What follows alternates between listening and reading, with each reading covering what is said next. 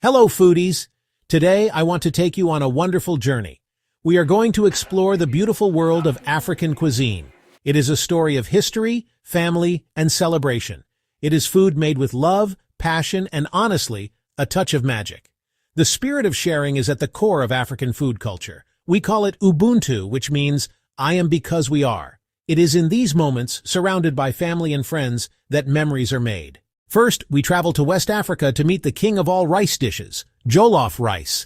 This iconic one-pot meal is so beloved it has sparked a passionate, continent-wide debate known as the Jollof Wars, with nations like Nigeria, Ghana, and Senegal all claiming their version is supreme.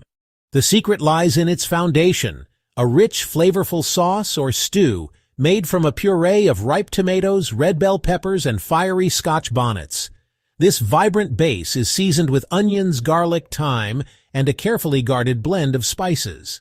The long-grain rice is then simmered in this sauce, absorbing every drop of flavor until it's perfectly cooked and infused with a signature orange-red hue. It is the ultimate party food, a dish that you will find at every wedding, birthday, and celebration, often served with sweet fried plantains and succulent grilled chicken. It's more than just a meal. It's a symbol of joy and community. Next, our journey takes us to Ethiopia for a taste of doro wat, often hailed as the country's national dish. This is not just a meal, it's a culinary masterpiece, a rich and complex chicken stew reserved for the most special occasions. The process begins with the patient, slow cooking of a mountain of finely chopped red onions, which caramelize for hours until they form a sweet, deep paste. This forms the soul of the stew. The chicken is then simmered in this onion base along with niter kibbeh, a clarified butter infused with herbs and spices, and the heart of the dish, a special spice blend called berbere. This deep red powder is a complex mix of chili, garlic, ginger, and a dozen other aromatic spices, giving the stew its signature heat and flavor. Traditionally, hard-boiled eggs are nestled into the stew before serving. You tear off pieces of a unique, spongy flatbread called injera with your hands and use it to scoop up the rich, flavorful stew, creating a perfect bite every time. Now, let's travel down to southern Africa for a taste of home, pap and chakalaka. Pap, a comforting porridge made from maize meal, is a staple food across the region, its consistency ranging from a soft breakfast porridge to a firm loaf perfect for scooping. Its perfect partner is chakalaka, a spicy vegetable relish born in the townships of Johannesburg. It's a vibrant medley of tomatoes, onions, peppers, carrots, and beans, all simmered together with a kick of chili and curry powder. This dish tells a story of ingenuity, a flavorful creation that makes the most of simple, humble ingredients. Today, chakalaka is a star at any South African braai, or barbecue, served alongside grilled meats and sausages. It is the taste of home for so many of us, a simple meal that is full of flavor and heart, representing the warmth and spirit of community. In my family, like in many across Africa, Sunday lunch is not just a meal, it is an event. You can hear the gentle chop chop chop of onions and peppers. Everyone gets involved, from the oldest go-go sharing her wisdom to the youngest children helping to set the table. The table was groaning under the weight of all the food. We shared from large platters, a symbol of our unity and togetherness. This is the essence of an African celebration: abundant food, joyful noise, and the warmth of being surrounded by the people you love most. The heart of African cuisine lies in its ingredients, each with a story. In West Africa, the palm nut tree is revered. From its fruit comes a rich red oil, the soul of countless stews like banga soup. Its deep, earthy flavor is unforgettable. Equally important are groundnuts, or peanuts. We grind them into a thick, creamy paste to enrich the famous West African groundnut stew, known as maf. It's a beautiful example of how an ingredient can travel the globe and find a new, beloved home. Traveling north, we find the intoxicating world of spices. In the Maghreb, Ras el Hanout is culinary magic. The name means head of the shop, signifying the very best spices a merchant offers. Each blend is a secret family recipe containing dozens of ingredients, from cumin and coriander to exotic rose petals.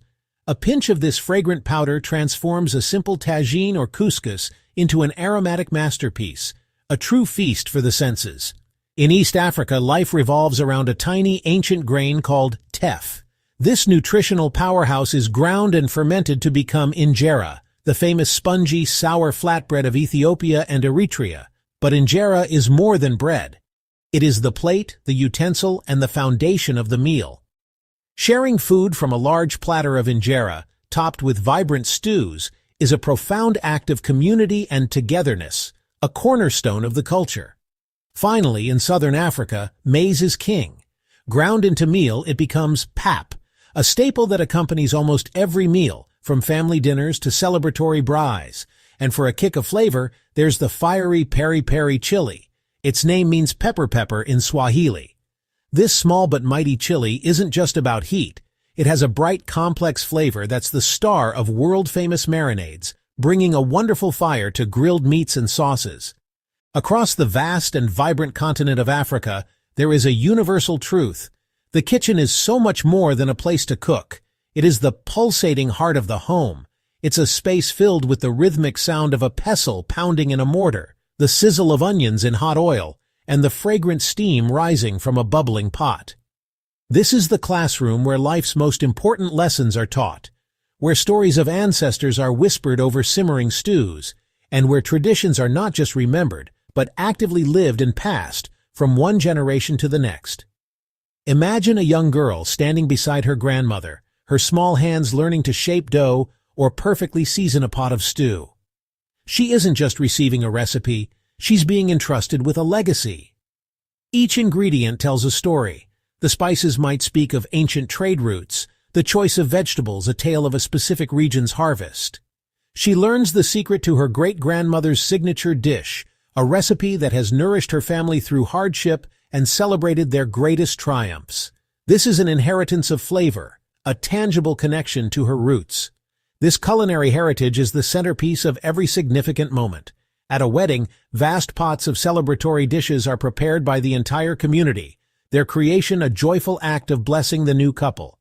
For a naming ceremony, specific foods might be served to symbolize hopes for the child's future. And even in times of sorrow, a shared meal offers silent comfort, a way to say, "I am here with you," when words fail. Food becomes our most eloquent language, an expression of community, support, and care. So we invite you to bring this spirit into your own home. Start with a simple peanut stew or a flavorful lentil dish. As you cook, think of the generations of hands that have prepared it before. Then gather your friends and family and share it. This act embodies the philosophy of Ubuntu, the belief in a universal bond that connects all humanity. From the rich tagines of Morocco to the spongy injera of Ethiopia and the hearty fufu of the West, each dish is an invitation. It's an opportunity to break down barriers and connect on the most fundamental human level. Because ultimately, African food is a celebration of life itself, served with the most essential ingredient of all, a generous helping of love.